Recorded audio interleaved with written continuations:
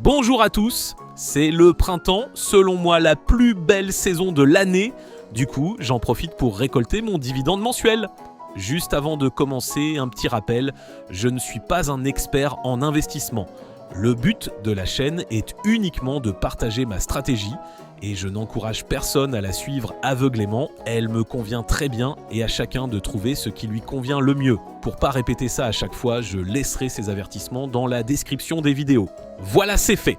Comme vous l'avez noté, les marchés ont bien baissé ces dernières semaines. Évidemment, la faute à la guerre en Iran, au blocage du détroit d'Ormuz et à l'incertitude sur ce que va faire Trump. En gros, je ne vois que 3 options.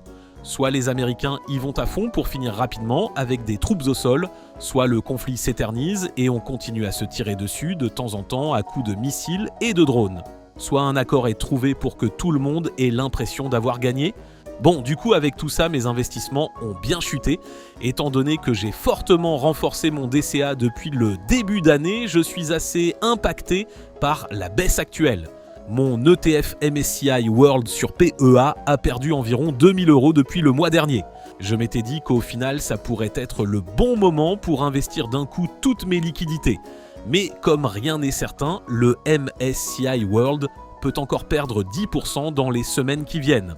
Donc au final, je pense que le mieux, c'est juste de continuer mon DCA toutes les semaines et on verra bien. De toute façon, pour l'instant, pas vendu, pas perdu. Concernant mes ETF distribuants de chez JP Morgan, là aussi c'est pas fou. Bon, comme vous l'avez vu en début de vidéo, j'ai encore récolté 200 € de dividendes. Comme le mois dernier, c'est une bonne chose.